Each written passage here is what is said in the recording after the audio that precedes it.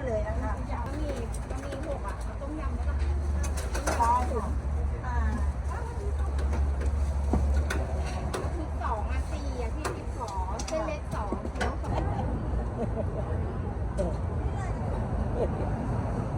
ตักเดียวใส่ทะลุเป้าเลย หมอจริงหมอโอ้ยไม่ลูกค้าเยอะอยู่แล้วที่นี่เยอะมากเลยจริงหมอคนมานะ หมดแล้วเนี่ยหมด เที่ยวเลยโอ้ย 10 วันติดกันเลยโอ้โห โอ้ใช่ก็คือแบบว่าเราเหมาไปแจกฟรีไงแล้วก็เราให้เขาไงใช่ไหมนี่เดี๋ยวจะทำความเดียวอีกลูกนี่ยังไม่ได้ร่วมเลยอ่ะเดี๋ยว10 นาทีโดนค่ะเอาเส้นเล็กก็ได้ค่ะมีค่ะนี่หนูเอามาเลยเอามาเยอะบอกไม่ต้องกลัวว่าจะหมดต้มน้ำอะไรมาเผื่อเยอะเลยเพราะว่าหนูจะเป็นคนที่แบบว่าไม่อยากให้เสียโอกาส อย่ามาแย่งสายมือ หยดเลยเนี่ยก็ได้โอ้เพราะว่าไอ้ที่ลูกค้าหิวจัดอ่ะลูกค้าบอกว่าเอาเส้นเล็กก็ได้ครับเกี๊ยวเกิร์กูไม่รอนะเว้ยเกี๊ยวกูไม่รอแล้ว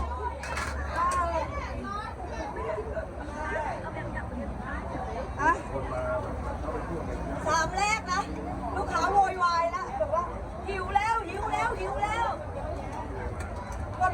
กดดันแม่ค้ามากอ่ะ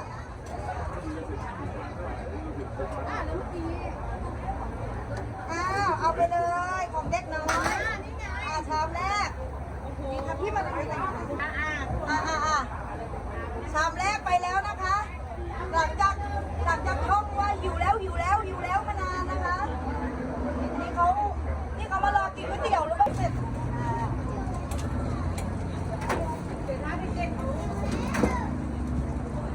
ถ่ายร้านหนูด้วยได้ป่ะ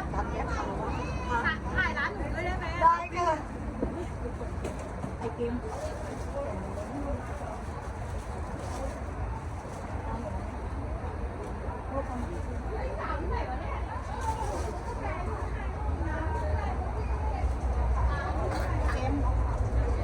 ลูกค้ากดดันมากเลยอะทองหิวแล้วอยู่งั้นอะเอาลูกค้าไปไหนแล้ววะคิดเป็นนาทีนะคะต้มยำจ้ะนี่เป็นบะหมี่แห้งจ้า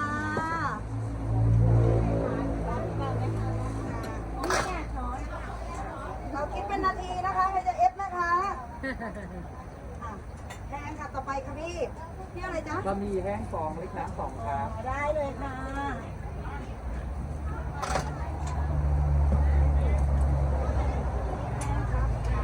บะหมี่แห้งได้แล้วค่ะขอบคุณค่ะ มีทุกอย่างเลยจ้ายกเว้นความอร่อย นมสวยนมอร่อย อร่อยสุดก็แม่ค้าอร่อยสุดก็แม่ค้านะคะ ใจแล้ว นี่ค่ะบะหมี่แห้งค่ะต่อไปเล็กน้ำกินด้วยนะคะพี่ขา 2ครับ ค่ะโอ้ยอย่ามัวแต่เลือกกันนะคะกินก๋วยเตี๋ยวกันกลับได้นะคะฟรีค่ะ วันนี้เจ้าของร้านเขาใจดีนะทานฟรีกันเลย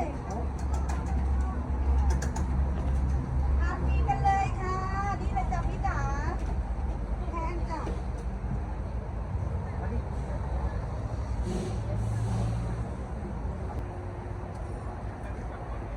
เล็กน้ำจ้า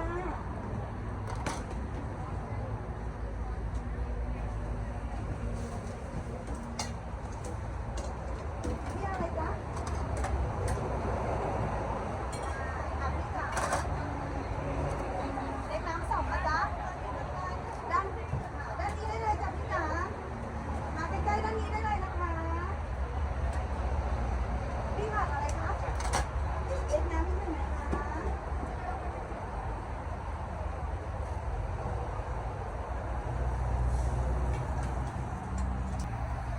เล็กน้ำค่ะ